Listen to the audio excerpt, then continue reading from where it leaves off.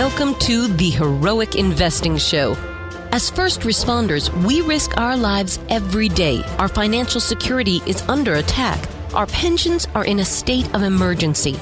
A single on-duty incident can alter or erase our earning potential instantly and forever. We are the heroes of society. We are self-reliant and we need to take care of our own financial future. The Heroic Investing Show is our toolkit of business and investing tactics on our mission to financial freedom. Hello, everyone, and happy Friday. Welcome to episode 125 of the Heroic Investing Show. This show is a podcast for first responders, members of the military, veterans, and really anyone who's looking to improve their financial future and gain some freedom with their time. We teach America's heroes how to build passive income, build their startup business, and safely grow wealth through real estate and other alternative investments. We help current and prior first responders put protections and systems in place to enable them to build a life where they can focus on their passion, that service or product that they are uniquely gifted to share with the world and be compensated for it in gifts from others, in paychecks, or just in satisfaction that they're doing something amazing for the world. My name is Gary Pinkerton, and I co-host this show with Jason Hartman. I hope that you find this show to be helpful and inspiring, and please head over to iTunes or wherever you get your podcasts and leave us a rating. You can also feel free to reach out to me. I'd love to hear from you. Gary at GaryPinkerton.com. So in episode 125, Jason brings us another case study. This is with a longtime client and listener and someone that you have probably come across over other podcasts over the past couple of years, his client Muthiah. And Muthiah and Jason talk over 30 minutes, and so I will keep my intro here very short. But it is a return to my recent theme on a better approach to property management. And they have a really good discussion about essentially 4 different ways that Jason brings up that you can, have property management, or you can manage the tenants inside your properties from, long distance. First is really the traditional full property management or turnkey approach. Now, of course, we all know that in most cases it's not turnkey, which is why I've been on this theme. It's just not perfect and difficult sometimes to fix from a long distance. It is also, though, mainly the issue that we just don't have our interests aligned. It's not a good personality fit. It's just whatever. But it's not something that gets better with time. And so I've been slow to change when I've realized that I'm with a property manager that is not a good fit, mainly just because I'm busy. And that's probably a common theme for all of the first responders and military members who listen to this podcast. But nonetheless, you got to persevere. You got to make the change sooner better than later when you realize it's not a good fit. Because in my experience, it doesn't become a good fit. It just continues to grate on you and probably on the property manager and it continues to affect your bottom line. The second method is, an all-inclusive flat rate. So Jason has talked about this a lot with Fernando. Muthiah, I think, is a fan of it. I'm not so much a fan, but I have to say I haven't tried it. The reason I'm a little hesitant or skeptical is, to me, it's very similar to something like restrictions you can put on an annuity, for example, something that I'm very, very familiar with. So, a single premium immediate annuity is a very pure product. It's a great product. It's basically a personal pension system. I won't go long with this. This is just I think a pretty decent analogy. But you can, instead of just transferring money to the insurance company for guaranteed income stream for the rest of your life, you can put restrictions on that. And over the years, they've created more and more and more restrictions because people feel like that's just risky, transferring the money. What if I die tomorrow or at a young age? I've kind of lost, my family has lost that money. Well, so you can do things like put a 20-year guaranteed return of premiums or a 20-year guaranteed payments, or you can put a total return of all premiums contributed. You can do a combination of both. You can do something like a joint life where they has to pay out over 2 people's lives. And while all of that seems smart and safe, what you're really doing is you're pushing risk to the insurance company in this case, or in my analogy with the property manager, when you say, listen, you can't charge me for all of these other profit centers that you have, So you can't charge me to go out and respond to a client or to a tenant's request.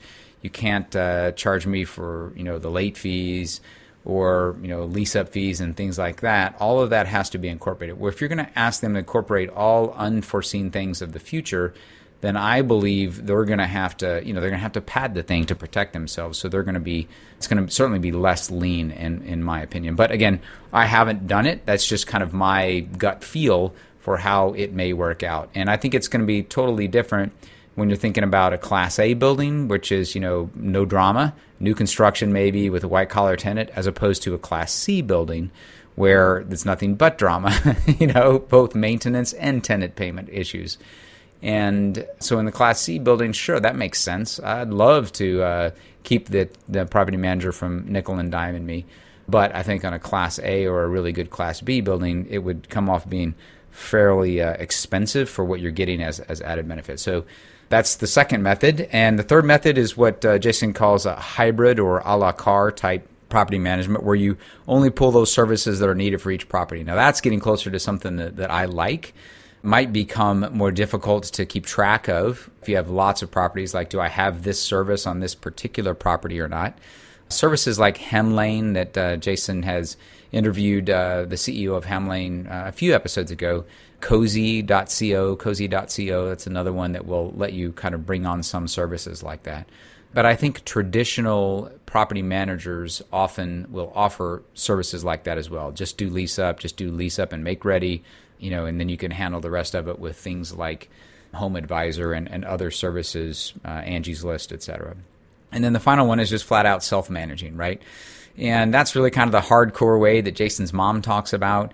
And, certainly it is a good way for some people, but only if if it is your highest and best use, meaning that you're not giving up higher dollar per hour type activities, whether it be in your business or in your job, and that that you actually like to do it, right? That's the most important thing. No new plan is going to work if it's a burden to you. At least it's not going to work long term. Those are the four methods: traditional, an all-inclusive flat rate, hybrid or a la carte, and then self-managing. I think it's a really, really good discussion. I tend towards the self-management, but I don't personally feel it is my highest and best use, and I don't feel like it really inspires me to go do it. So that's why I'm looking to hire, kind of a family office type portfolio manager. I'm studying, I've reading in a couple of books that Jason got for me, and studying on my own and interviewing a few people. I'm certainly going to try to do that, and I'll be happy to blaze that trail for everyone else. So again, happy Friday, and I hope you enjoy this case study with Jason and Muthiah.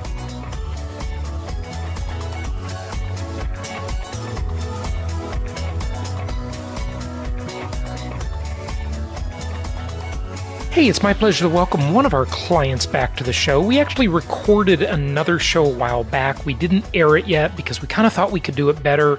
And he's just such a great contributor. He's been to several of our events. He's got 9 properties through our network. And that is Muthiah from Los Angeles. Muthiah, how are you? I'm good, Jason. Thank you. How are you? Well, welcome, and thank you so much for the preparation you did for this podcast interview. I think the information that you're going to share here is going to be very valuable to all of our other clients. So I just want to first say how much we appreciate that.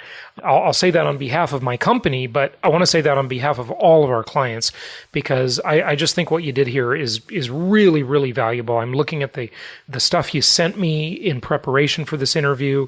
You, maybe more than any of our other clients, have really delved in to property management contracts and what I believe is this outdated, outmoded, in many ways dysfunctional model of property management. And as I say, the two biggest challenges we have in our business is, well, right now, and this will change, it always does, it's dynamic and ebb and flow, but lack of inventory of properties. So inventory is very scarce, very tight for the past few years, seems to be getting worse, frankly, and property management. Those are the two biggest challenges we have. So if we can solve those, everything will just be rosy and wonderful. But Muthiah, what kind of caused you to get so interested in the property management part of the business, being an investor with 9 properties? Well, the thing is, Jason, I have a habit of reading everything I sign. So it's a good habit. To my detriment, I do read all these property management contracts that I have to sign, and there are things in there that don't seem like it. Look, anytime I've signed a lot of leases over my time, and a lot of the leases and agreements, they always favor the person who's drafting it, and all these agreements were drafted by attorneys on behalf of property management companies, and as an investor, I'm always looking out for myself, obviously, as an investor, and so there are things in there that I'm not really comfortable with, and half the time you go back and forth, and the argument often from the property management company is, hey, look, this is what everybody signs, and we can't change it just for you, that type of thing, and so I've been able to change a few things, here and there that seemed important to me, but certain things I don't really bother even negotiating because it's not worth it in the long run. The big picture is the actual people. Well, you gotta, as the old saying goes, you gotta pick your battles, right? So yeah, absolutely. But what I think ultimately needs to happen is I want to disrupt the property management industry. I want to see self-management become more popular, and certainly we have made a dent in that. It has become more popular as we've been teaching it for the last 6 or 7 years now. And I also want to see a la carte property management services. Why is it that most property managers out there expect you to just sign up with them and they do the whole kit and caboodle? Why can't you just buy the service you need, right? So those are 2 things that I want to see. And then the third thing is what I proposed maybe 4 years ago. Oh God, I don't know. Time goes so fast. Maybe it was 5 years ago now at our Meet the Masters event, which was this flat fee property management. And you did a beautiful spreadsheet on that I am looking at now. And we're going to talk about that, where the manager just charges a flat fee. And I think this is the way to go. I really like this plan. So where would you like to start, Muthiah, as we dive into this? Well, we can start with, like in any business, right? There are good property management companies and bad property management companies. And as an investor, going into this, and not everybody's, an experienced investor. Most of us are just starting out. I think that what do you look for in a property management company when you first get started? I think that would be a good place to start. And then maybe that, from that, it can evolve into other areas. Absolutely. Okay, good. Talk about that. In terms of what you look for, you've got what you call the Property Management Company Survey, and I just love this. You've gone over several items like the lease-up fee, the re-renting fee or the renewal fee, other fees, if any, monthly management fees, pet fee and deposit, maintenance, advertising, late fees, rent due and credited, and statement of accounting of rents. Tell us about that. Well, look, I broke these fees down based on the 9 different agreements, and I actually may have seen up to a dozen. I looked at these and pulled out the different fees that these companies charge, and and so I figured that it'd be good to see where the biggest chunk of your rent is going. The biggest chunk of your rent is obviously going to the managing company, the managing fee, which is really maybe not a whole lot, maybe 8 to 10%. But then you start nickel and diming with these other fees, and they don't want to share those fees. I call those garbage fees. There's a bunch of garbage fees in there. But listen, folks, as I say that, don't think of it as too derogatory, because everything has garbage fees. Hotels are now doing resort fees, this fee, that fee. These are all garbage fees. They're all over the world. So it's not just managers doing that, but yeah, they're not the apparent obvious fees, right? They're these extra things they kind of slip in there, and a lot of people aren't really thinking about them. And Muthiah, before we dive into this, I'm actually sorry I didn't ask you about this before, but it's always nice to know where someone's coming from. You've got 9 properties now. What do you do for a living? And, give us a little bit of your background first, just so we'll understand kind of how you think maybe. Right, sure. Well, look, I mean, I'm actually a real estate broker. I've done some loans and things of that nature, but I started out as a broker. And really, the way it all got started was I became a broker, and I went to get my fingerprints, and I couldn't find a place in downtown LA to get my fingerprints. I had to drive 15 miles to get my fingerprints. And I thought, well, wait a minute, this looks like there's a market. This was around 2008, around that time, where mortgage brokers are not doing that well. And so I said, wait a minute, it looks like this might be something that there might be a need, And always when there's a need, you fill a need and you make some money. That's generally the business concept where people make money. So I slowly got into setting up this business where I got certified through the FBI, the Department of Justice, bought the equipment, went through training, and then it just started. And then the mortgage brokering business fell off, and this picked up. So that's what happened. So I started we run background checks in all 50 states. We do Department of Justice, the FBI. Criminal background checks for immigrants, for professional occupants, for professional licenses, lawyers, doctors, nurses, children. People who are come in contact with children, elders, those types of things. So there's been a market for that. So I've been fortunate to make a living at that, and so I did that for a few years, and then I just started, slow. I mean, I listened to your podcast. I was looking at other things to do as well, and your podcast got me interested in investing, and I started very slowly, and in a matter of 3 months, I bought 3 properties, and then slowly started picking up. And I've been doing properties. I basically refinanced my primary home, took the money out of that, and bought some properties. And then I used this conventional financing and, bought other properties. So it was not an easy process because the Fannie Mae, Freddie Mac guidelines are so strict and the requirements are so rigorous that it took me a while to close on the last 4 properties that I closed on, and I closed 4 before the end of last year, and so it became more and more difficult. And but in any event, that's what I did, and I intend to continue, buying, but I'm looking at maybe doing something unconventional, maybe doing some seller financing. Some lease options, that type of thing, rather than just going with a conventional way of buying properties. Yeah. Okay. Good. So what else happened? First of all, on your business, did you open a fingerprinting business? Oh, no. Right. No. What I was going to say was, look, the way it works is, and I don't know all I don't know the specifics in terms of how they do the calculations, but when you have a business and you show a profit. And, I have an S corporation. So basically they take the profits added to your income and then just kind of, escalate your income. But by the same token, if you have a loss, they basically offset your income against the loss. And so when you calculate your debt to income ratio, it really hurts you, and you're very tight in terms of qualifying for a loan. So that's what happened for me in 2015. The business that I was running had a little bit of a loss, and so that affected my ability to borrow more money, and so that's why I kind of stopped at 9. I mean, stopping about 4, and I'm looking at other ways of buying property right now. That's all. Yeah. Okay. Good. So on the property management agreement side, now that we got a little background, so that was great. Tell us, what your thoughts are about this property manager survey, property management company survey.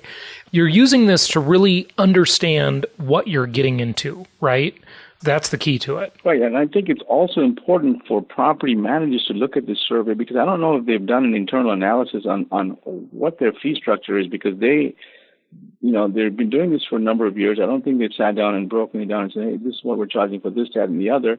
I think it allows them to look at all the fees they charge and make an informed decision on whether or not if it'd be worth their while to just charge a flat fee, and everything is transparent. There's no hidden fees. There are things like, markup fees on maintenance. For example, it's become very common practice among the other many property management companies. If they call a maintenance person into your rental to fix something, then they would charge, up to 30% on top of what the maintenance guy charges you. I don't know how, why that's even necessary, right? I mean, I think the thing to do is to empower the tenant. The property manager doesn't even know something is wrong until the tenant reports it.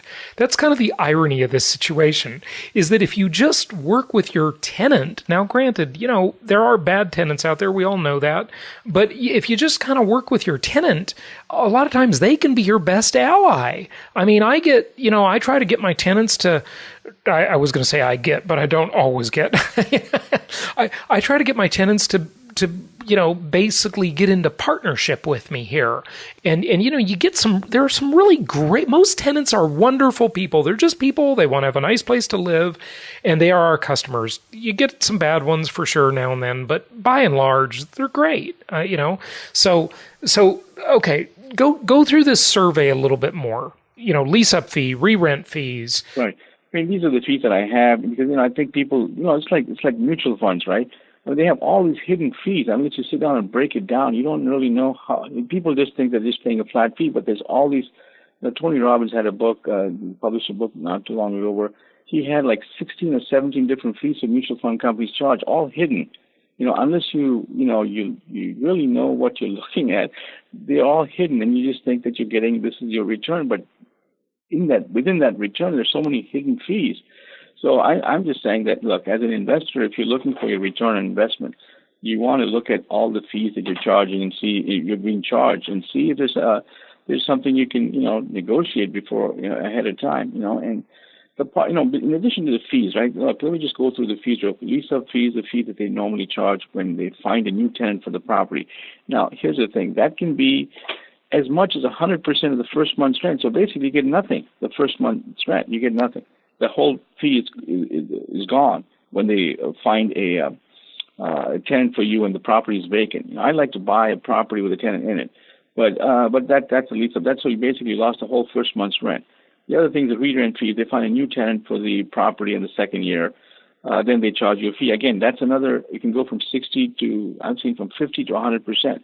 Which is a pretty big chunk of money. You lose a whole year's worth of rent. But sometimes, and here's the odd thing about it. Sometimes there's no renewal fee, or sometimes the renewal fee is $150 or $100. So it's all over the board. And here's the problem. This old-fashioned philosophy of property management is out of alignment.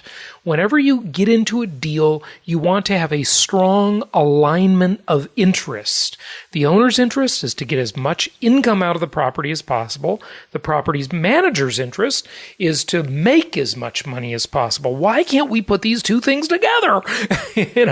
Rather than having all these diverse motivations. So let me just tell you about that. Right, and also besides the owner and the management company, the tenant is the one that's paying us. So I think aligning the tenant's interest as well. If you make it hard for the tenant to stay there, they're not going to stay there very long. They're not going to stay. Yep, exactly. So here's what I was going to say about that. Some clients will say, the property manager is not aggressive enough on rent increases. They tell me to just not raise the rent or to raise it a very small amount when I know I can get more. And they'll say, well, the property manager's being too lazy on getting me a higher yield. But then others will say, well, and they'll say that one of the reasons is they're lazy. They don't want to have to go replace the tenant if they decide to move when the renewal comes up, right? But then on the other side of that spectrum, you'll get a different client that says, well, these property managers, they always tell you to really jack up the rent so that the tenant is incentivized to move, because if they move out, they can charge you another lease-up fee. Exactly. You can't win in this debate, right? Nobody knows really what the real motivation is, right? Right, We exactly. totally see No, that. You see how it's the exact same set of circumstances and two completely different belief systems, right? So here's what has to happen. We have to have a flat fee system where you, as the investor, pay a higher percentage, but it's simple. It's totally flat. Every dollar that comes in, the property manager gets a certain defined percentage of that dollar. And if the dollar doesn't come in, they don't get anything. And then I believe there is an alignment of interest. That's why I proposed this idea about 4 years ago at Meet the Masters. And, nobody really took me up on it. I didn't really push it too hard.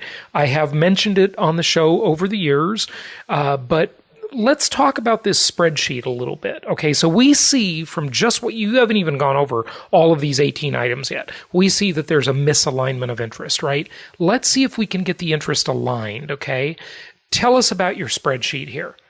Well, look, I took the I took the three most common fees that are universal in all property management agreements. They were the management fee, the lease-up fee, and the property inspection fee. All the other fees exist to some extent or the other, but these three fees seem like they exist in all contracts. And I analyzed them from 8%, assuming the management fees are 8%, 9%, and 10%.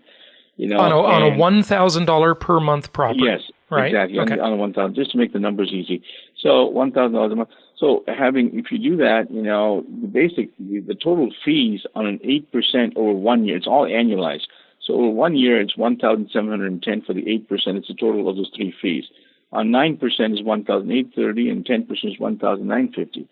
But the annual rent is $12,000 throughout because you're getting $12,000 a month no matter which way you go. So as a percentage of the rent, you're paying anywhere between 14.25% to 16.25%.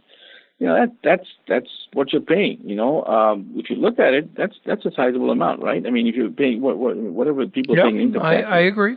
And a lot of times this doesn't happen on the first year because the property will be pre-rented or they won't charge a lease-up fee for the first tenant. But then after that, you got to pay it, right? Right. And sometimes, to be fair, sometimes the tenant will stay for 2 or 3 years, or heck, maybe even longer, okay? And that brings that number as a percentage down quite a bit. No, it does bring it down by 5 percentage points. It brings it down. So that's what I'm saying. If they don't charge the lease-up fee, or you buy a property with a tenant in it, or and if you already bought a property with a tenant in it, then there's no reason for a lease-up fee because you're buying it as it is. And the second year, if the tenant continues to stay there, there's no lease-up fee. Maybe the renewal fee of $150, which is negligible. If you break it down over 12 months, is nothing. So you can take the same management fee as a percentage of rent, and you remove the lease-up fee from this equation, you get anywhere between 9 to 11 or 12%.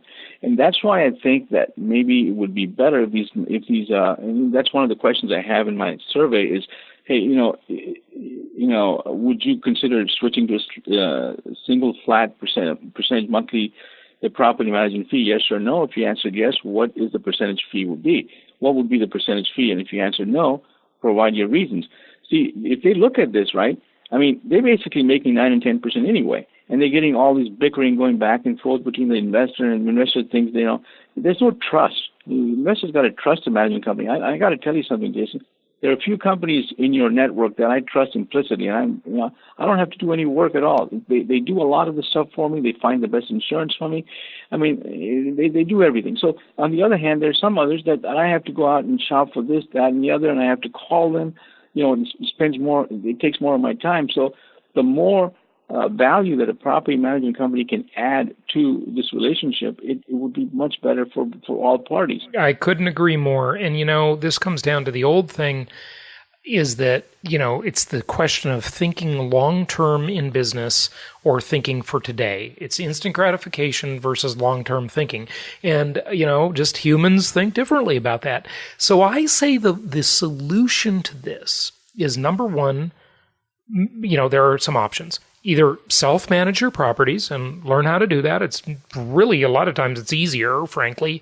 If not self-manage, you can propose an a la carte property management relationship. The blend that I like is having your property manager do the lease up and handle things between tenants, but the rest of the year, just collect the rent directly. Just have them pay you. And then you've got that manager there. If you need a local contact, if you need some help, you can just call them up or, email them and they can help you. And they're going to be happy to do that because they want to earn your business, right?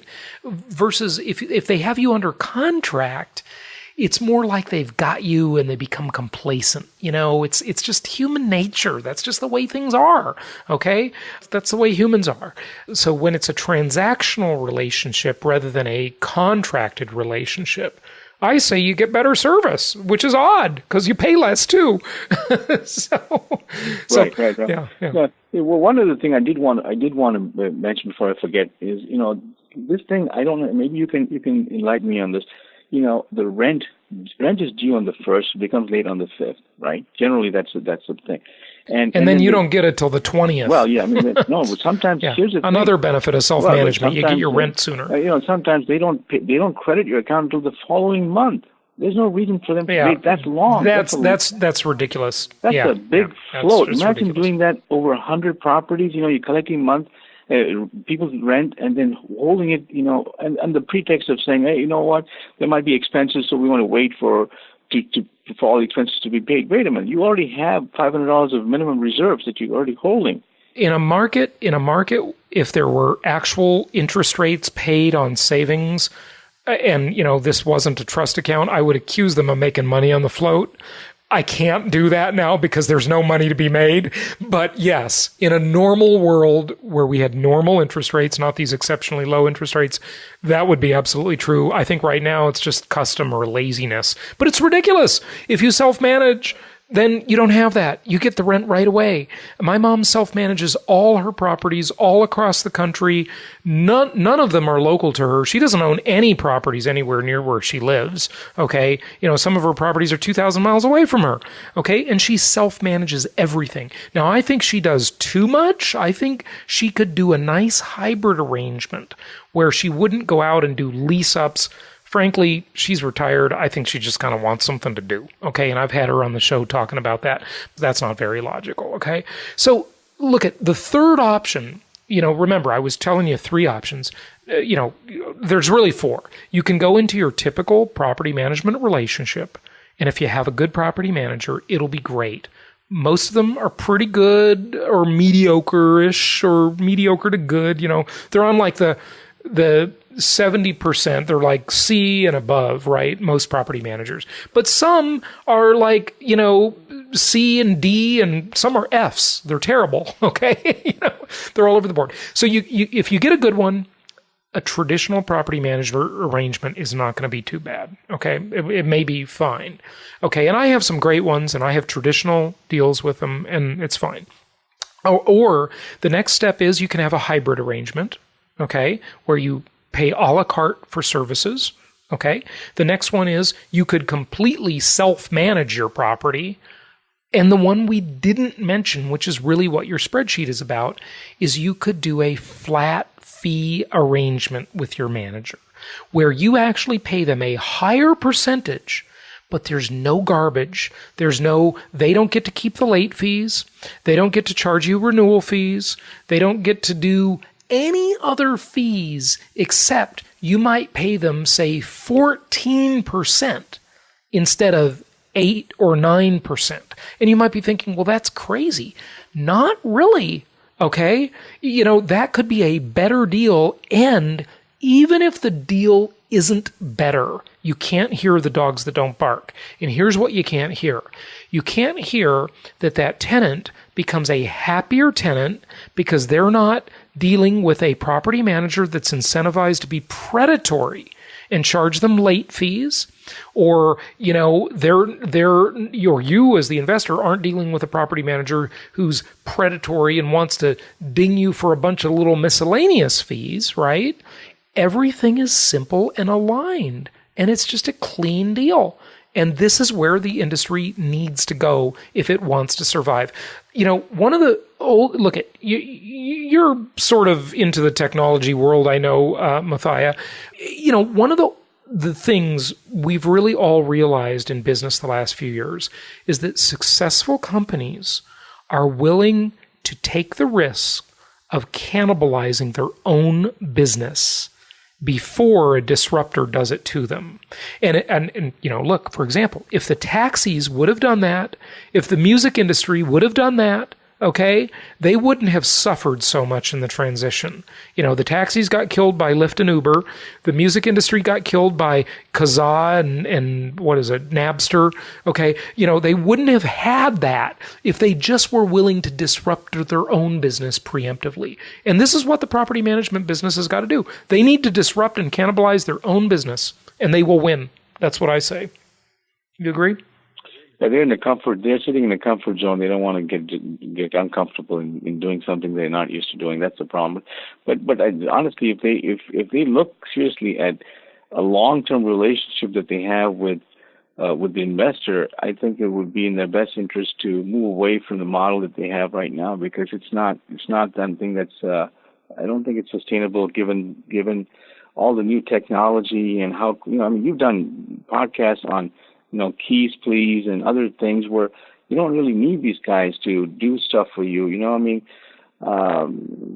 can like you say, maybe do a hybrid. Maybe use somebody for just leasing it out and somebody for maintaining it. And then just the checks come to you, and there's no waiting 45 days to get the check. And it's just so many different things that people, once they get smarter about how to manage these properties. And you don't have to get rid of. They're not saying get rid of the property management companies, but I think using them in a more efficient manner. And I think once you do that, then the property managers become wise to the fact that maybe they should change their business model. That's my absolutely. This is the hint. And, I want to say, you mentioned mutual funds earlier, Muthiah. And, even though it sounds like we're griping and complaining about this stuff, which we are, okay, but, we want to cause some change, okay? We really want to cause some change and disrupt this industry and be the forward-thinking people here. And I'm so glad that we have such intelligent, interesting clients that are so engaged. And Muthiah, thank you for coming on the show and talking about it. But at the end of the day, this is a zillion times better than any Wall Street investment, any, fund of sorts, or any pooled money investment, invest in someone's private placement memorandum, their LLC, they're always skimming the profits off the top there. At least here, if you read the contract, where the money's going, right? So it's not, it is transparent in that sense. But, when you gave the mutual fund example, I was thinking, Muthiah, you didn't even mention all the skimming that's going on at the level of the companies in which that mutual fund invests. So the mutual fund has all these hidden fees, right?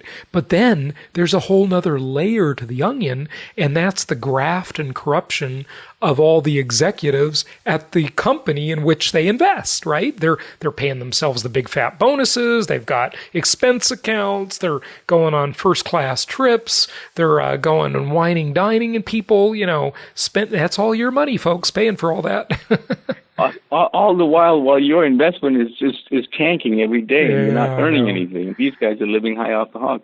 Look, the thing is, in order for them to have that kind of to charge those fees, the problem is nothing is transparent. Most people are not educated enough to look through their statements and see what their fees. Most people don't even open the damn statements.